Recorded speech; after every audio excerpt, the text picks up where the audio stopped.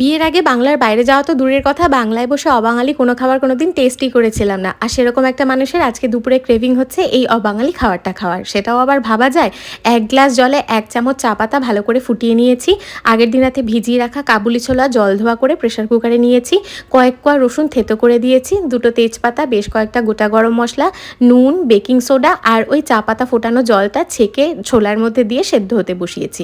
পরিমাণ মতন ময়দা নিয়েছি, তার মধ্যে ২ চামচ মতন সুজি, ২ চামচ মতন টক দই, সামান্য বেকিং সোডা, নুন আর সামান্য রিফাইন্ড তেল দিয়ে জল দিয়ে বেশ অল্প অল্প করে মেখে রেখেছি, বেশি স্মুথ করে মাখিনি। সমস্ত মশলাপাতি গুছিয়ে নিয়ে কড়াইতে তেল গরম করে জোয়ান ফোড়নে দিয়েছি। জোয়ানটা একটু ভাজা হলে পেঁয়াজ বাটা দিয়ে পেঁয়াজ বাটাটাকে বেশ সুন্দর লাল লাল করে ভেজে আদা রসুন দিয়ে ২-১ মিনিট কষিয়ে তারপর দিয়েছি টমেটো বাটা।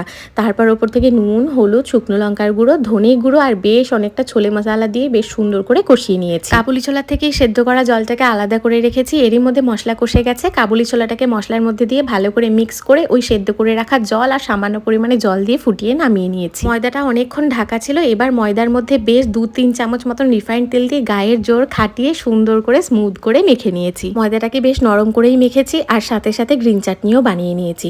এবার লিচি কেটে সুন্দর করে লুচির মতন বেলে ফুটন্ত গরম তেলে ভেজে নিয়েছি ভাটুরেগুলোকে।